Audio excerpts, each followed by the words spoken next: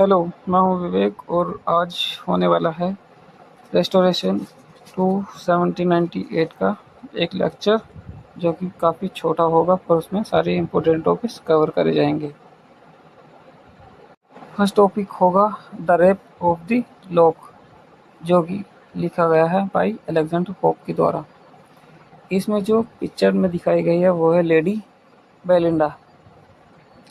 मैं इसका डिस्कस करने जा रहा हूँ एक कैरेक्टर जो कि बताया गया है बहुत।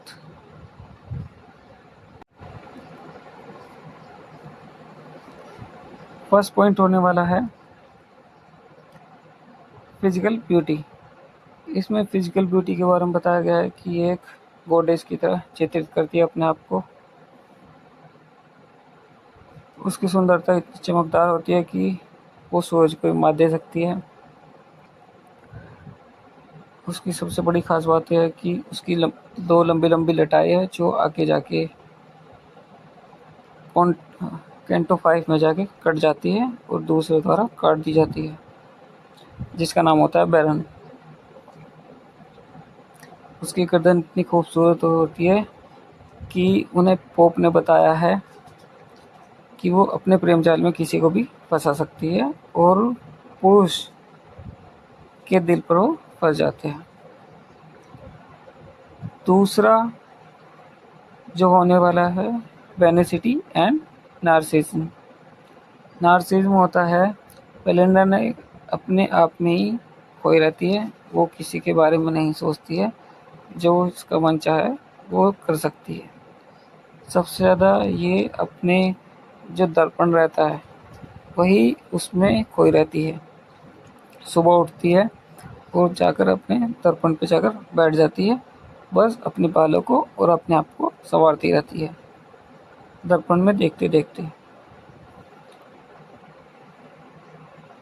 वो एक ऐसा करती है जैसे मेकअप टेबल पर ही उसका एक मंदिर बन चुका है और वो उस मंदिर की एक पुजारन है जो अपने आप को एक डेकोरेट करती रहती है। या ऐसा भी कह सकते हैं कि वो एक मंदिर की देवी है। उसकी दुनिया केवल रेशम, डायमंड्स, उसकी सौंदर्य बस उसी तक सीमित है और कुछ नहीं। तीसरा पॉइंट होने वाला है कॉक्यूटी। कॉक्यूटी होता है एक ऐसी चीज़, एक ऐसी महिला जो पुरुषों को ध्यान आकर्षित करती है, अपनी ओर खींचती है, लेकिन कभी उनके प्रेम जाल में नहीं फंसती। वो क्या करती है, उनकी मुस्कान और उनकी आंखें सब इस प्रकार चमकती रहती है कि वो किसको भी अपने वश में कर सकती है और उनको एक हथियार की तरह यूज़ कर सकती है, जो चाहे वो उनसे करवा सकती है। फोर्थ टॉपिक होने वाला है इसका एक super natural protection. Super natural protection में है कि वो एक शुद्ध कुंवारी होती है, उसका कोई नहीं होता है। और जो एरियल्स मतलब स्पिरिट्स, आत्माएं होती है, उनको कहा जाता है सिल्फ्स, एरियल्स। वो उनकी रक्षा करती है। वो केवल उन्हीं की रक्षा करती है जो कि प्योर होती है और कुंवारी लड़कियां होती है। वे किसी को नहीं दिखाई देती, वे बस उन्हीं को दिखाई देती है। वे चाहे तो उनकी बलि ले सकती है, वो चाहे तो नहीं भी ले सकती या फिर उनकी रक्षाएं कर सकती है। जैसे कि उनके मन में आता है वो चाहे कुछ भी कर सकती है। जैसे कि इस the rape of the lock में बताया गया है कि वो पहले से ही सब कुछ जानती है, तो वो कुछ इसमें बताती है कि बेलिंडा सोई हुई रहती है और एरियल्स आती है और उनके सपनों में कहती है कि वो आज तुम्हारे साथ कुछ ऐसा गलत घटने वाला है, तो तुम मेन से दूर ही रहना। फिफ्थ जो होने वाला है द कॉन्सेप्ट ऑफ हॉरर, यानी कि सम्मान का दिखावा। बेलिंडा के लिए सम्मान जो एक मतलब के लिए है, बस चरित्र नहीं, उसका कोई कुछ नहीं है। सामाजिक प्रतिष्ठा, उससे कोई फर्क नहीं पड़ता है उसको, बस उसको अपने से मतलब है। जब उसकी लटाई कट जाती है बैरन उसकी लटा को काट देता है तो वो इतनी दुखी आ जाती है कि उसका बहुत ज़्यादा नुकसान हो चुका है, उसको बहुत ज़्यादा इफ़ेक्ट पड़ रहा है। इसलिए उसको लगता है कि अब उसको मज़ाक उड़ेगी समाज में जाकर।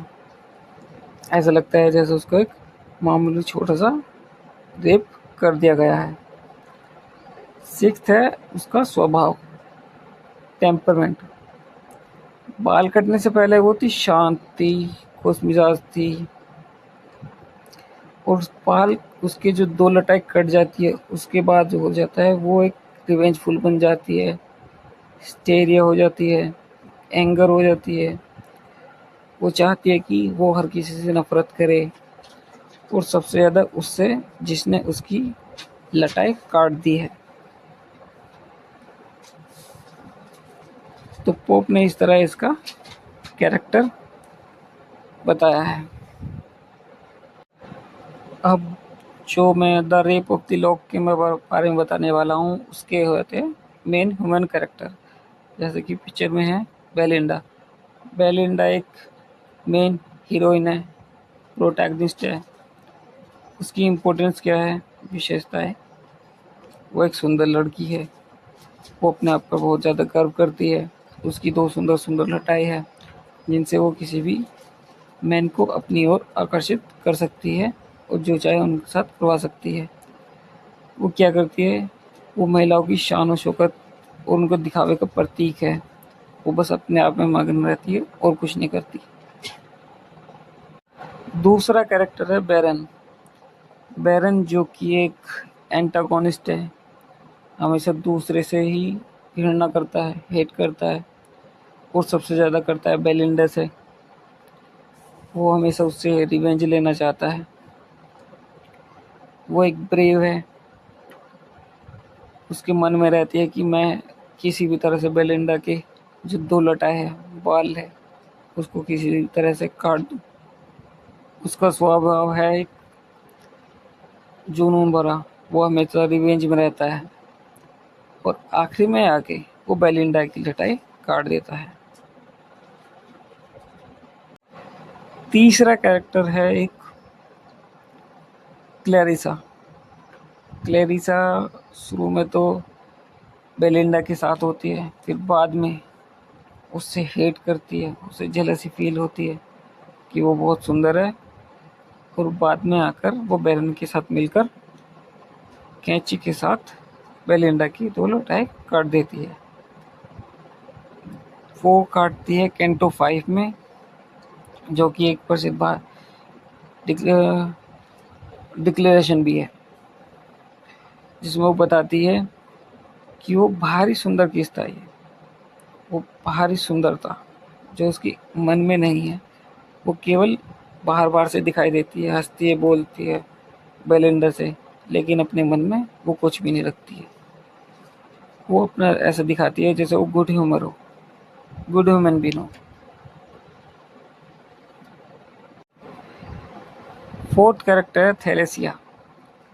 थैलेसिया बेलिंडा की सहेली होती है और बहुत गुस्सैल होती है, क्योंकि गुस्सैल इसलिए पहले से ही वो उसका कैरेक्टर ऐसे ही है। बाद में जब उसको पता लगता है कि बेलिंडा के बाल कट चुके हैं तो वो बैरन पर और भी ज़्यादा भड़क जाती है और उसको कहती है कि तुम जाओ और उससे जाकर बदला लो, जो कि तुम्हारी इज्जत को बहुत ज़्यादा ठेस पहुंची है।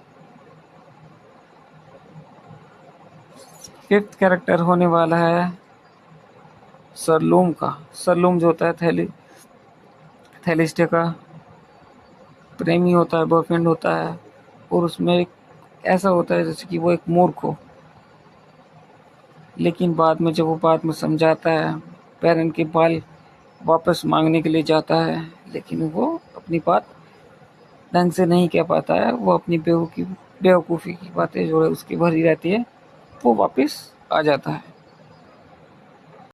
और एरियल तो आप समझ सकते हो, एरियल होता है एक सिल्फ जो कि नोटी स्पिरिट्स होती है, जो केवल कुंवारी लड़की जो होती है वो उन्हीं के पास जाती है, क्योंकि वो बहुत ज़्यादा प्योर होती है। या तो वो उनसे मेल करेगी या फिर उनके लिए प्रोटेक्ट करेगी उनको किसी भी तरह से। सेकंड क्वेश्चन होने वाला है कि मैन वुमेन के लिए किस तरह रिस्पॉन्सिबल है उनके सोशल और मोरली स्टेटस के लिए। तो इसका जो एक्सप्लेन किया है वो मैरी वॉलस्टोनक्राफ्ट ने किया है अपनी book A vindication of rights of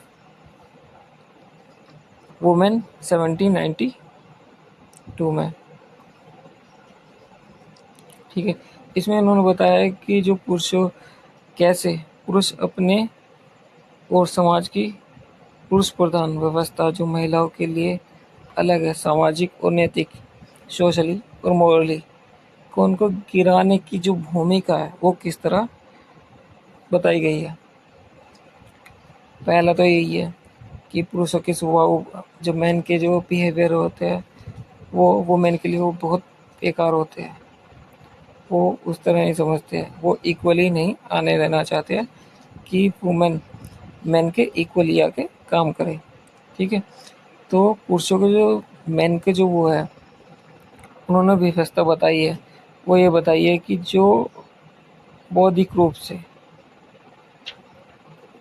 वो केवल प्रैक्टिस करना देना चाहते हैं, वो ये नहीं चाहते कि वुमेन आगे बढ़े। इनके जो सेवरल फैक्टर्स हैं वो इस तरह से दिए गए हैं।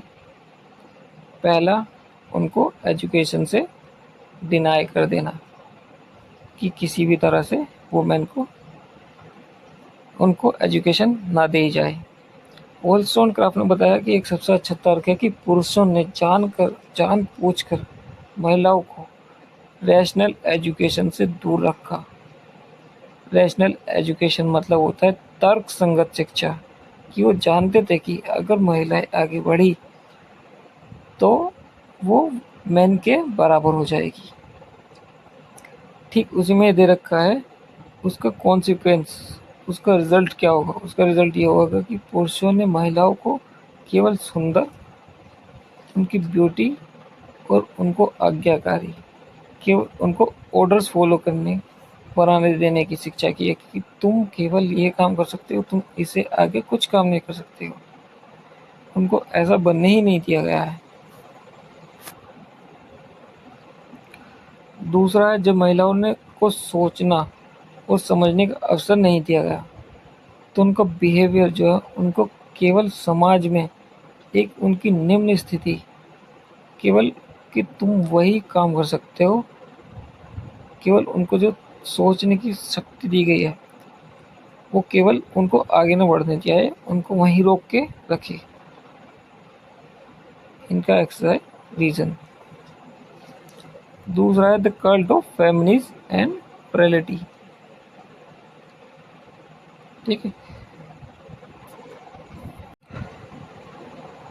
जो मैन ने बताया है वुमेन के बारे में बताया है कि केवल जो वुमेन होती है वो कोमल यानी कि सॉफ्ट और नाजुक यानी कि डेलिकेट और सबमिसिव और अट्रैक्टिव होती है। वो केवल उनको ये बताना चाहते हैं कि आप इन सबके ट्रैप में रहेंगे कि आप केवल अपनी सॉफ्टनेस और सबमिसिव पे बस ध्यान रखिएगा। तुम्हारा काम है बस मेंस को अट्रैक्ट करना, जो कि वॉलस्टोनक्राफ्ट ने आर्गू किया उस बात पर और उसको बताया कि role refinement was actually a form of slavery. वो एक स्लेवरी है, वो कोई रियलिटी नहीं है। और इसका कॉन्सिक्वेंस निकला कि महिलाओं को शारीरिक और मानसिक रूप से पुरुषों को मैन को उस बात पर निर्भर बना दिया कि जो समाज है वो सोशल है, शक्ति समाप्त हो चुकी है, वो केवल वहीं तक सीमित है जहाँ वुमेन के बारे में मैंने बताया है। थर्ड है turning women into elegant object.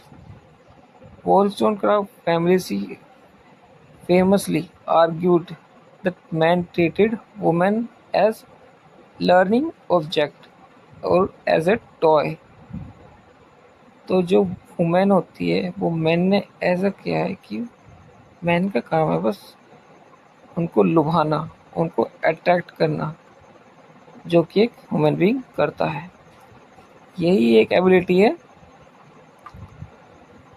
जो इंस्पायर करती है आदमी, मैन को।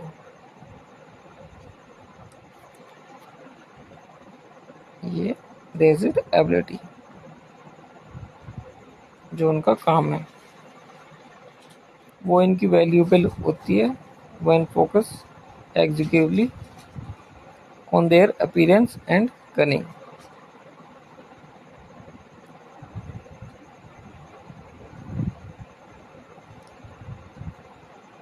फोर्थ है इकोनॉमी एंड लीगल डिपेंडेंस।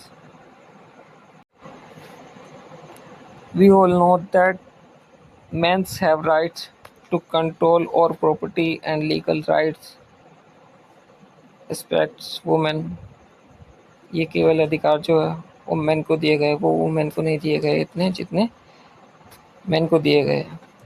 इसीलिए वोllस्टोनक्राफ्ट ने ये भी तर्क दिया है, एक लीगल रीजनिंग जो control by only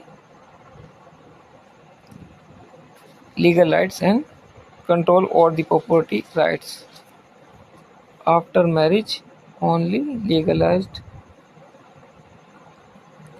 where a woman trapped for her person, a home and a status।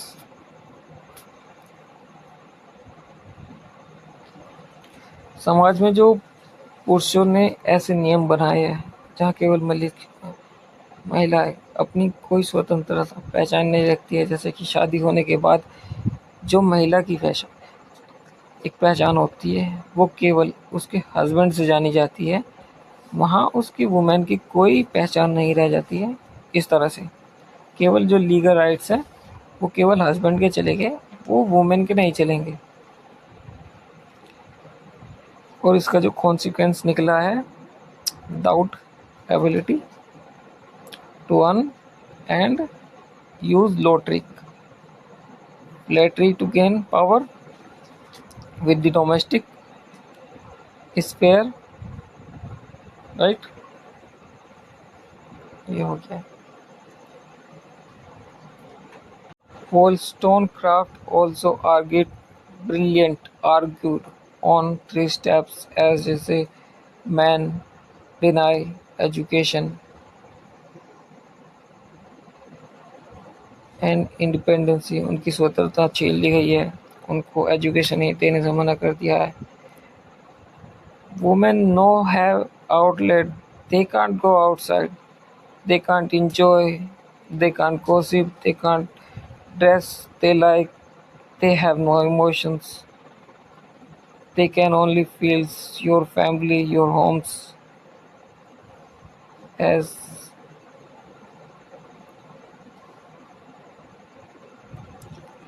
now you can understand very well।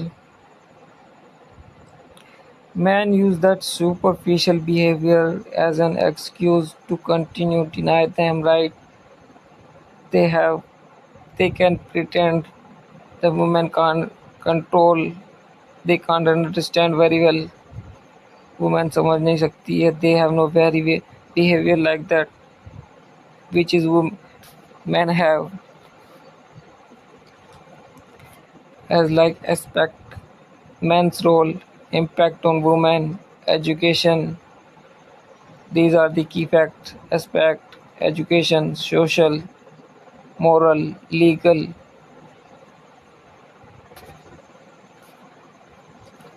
Education can denied rationally, training सब दिए, ये सब दिए गए।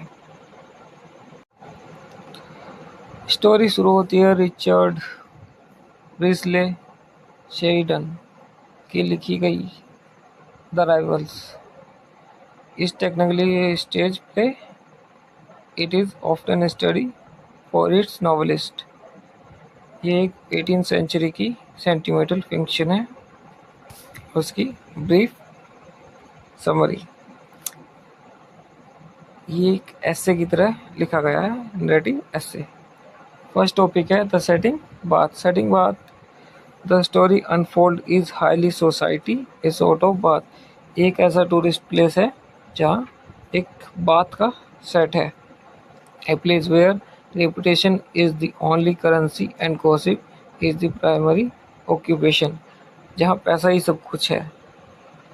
अमीर लोग मौज मस्ती और गपशप के लिए इकट्ठा होते थे। इन दिस वर्ल्ड, इस दुनिया में सोशल स्टेटस इज एवरीथिंग, वो सब कुछ है। Yet the heart often seeks something more dramatic. Saident used this setting to bring together a collection of eccentric characters whose lives become entangled in web of romantic deception। Sheridan ने इस नाटक के novel के माध्यम से socially एक picture है उसको शो ऑफ किया है, जो कि है एक झूठा सम्मान, बनावटी भावना, सेंटिमेंटल में एक डूबा हुआ रोमांटिक डिसेप्शन।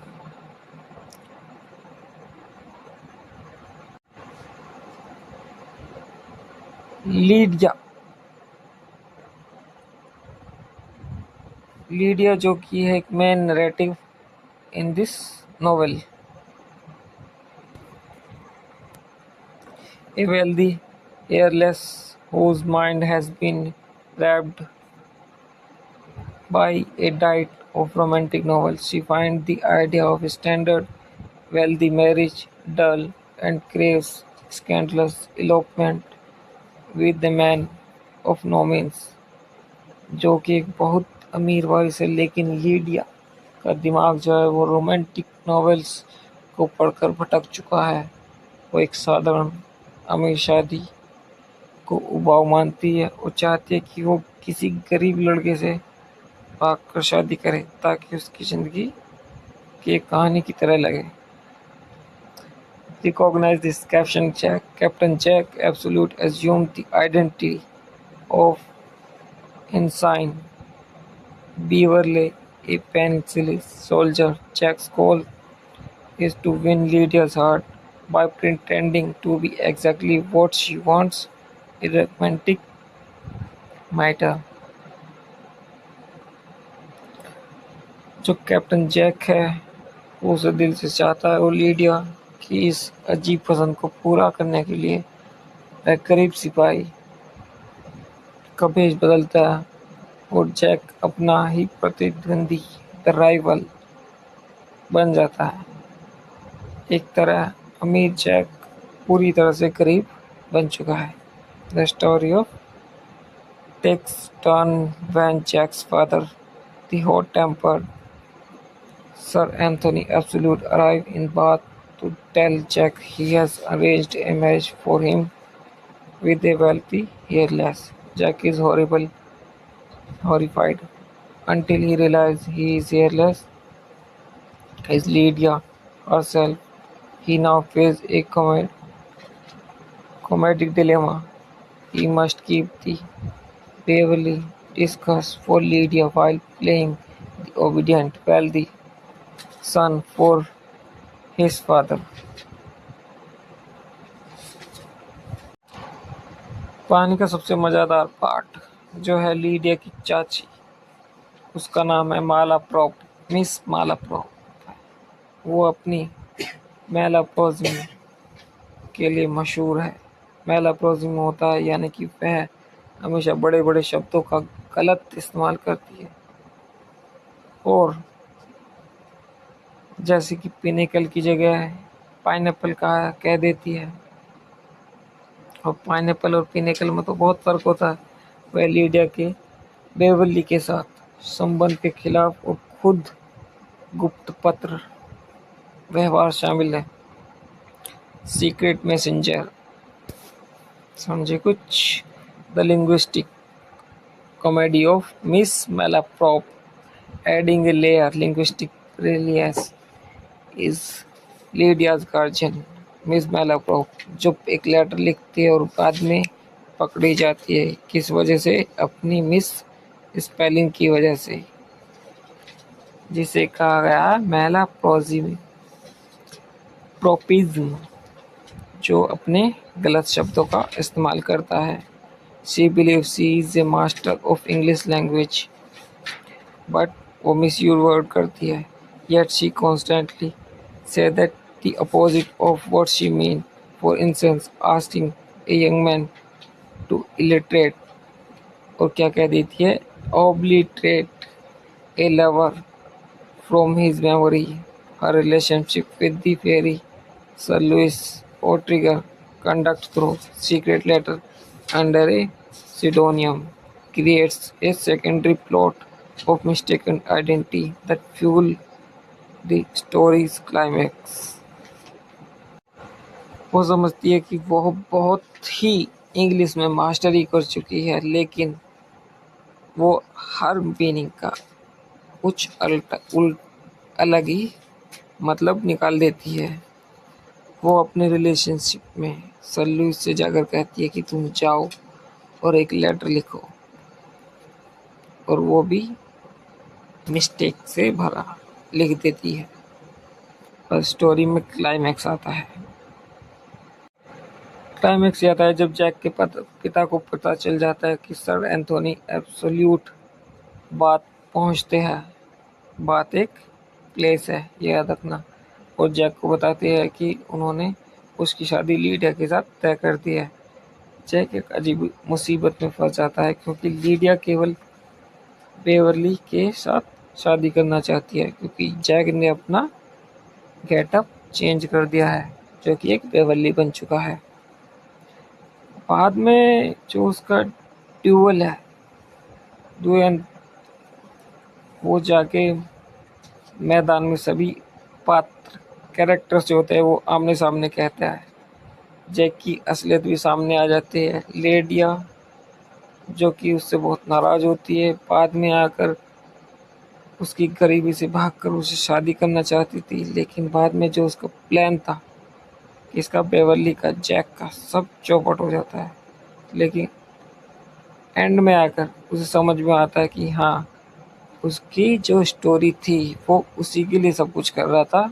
और बाद में वो उसे एक्सेप्ट कर लेती है और वो मानती है कि जो उसका रोमांस है, लव है, वो वाकई में ही काल्पनिक है, और काल्पनिक से कहीं बेहतर है, जैसे कि वो बुक्स में पढ़ा करती थी। और स्टोरी में आ चुका है एंड, और ब्रीफ नोट्स की तरफ चलते हैं। Double identity. डबल आइडेंटिटी किसकी है? जैक की। जैक जो है ब्रेवली बन चुका है। दूसरा है दिखावा। दिखावा किसने किया? शेरिडन ने उन लोगों का मजाक उड़ाया है जो उनकी भावनाओं को बहुत ही बड़ा चढ़ा कर दिखाते हैं। उसकी लैंग्वेज, अब लैंग्वेज इम्पोर्टेंस है मिस मेलापोस, जो कि अपने लेके लेटर में फंस जाती है। किस वजह से? अपनी गलत मिस स्पेलिंग की वजह से, जिसे कहा जाता है मैलाप्रोपिज्म। अब आ जाता है कि मॉरली मैसेज में क्या दिखाया है कि इन इवेंचुअली शादी केवल एक पागलपन या फिर एक रोमांस के लिए नहीं, बल्कि एक truth and full understanding the girl can marriage to her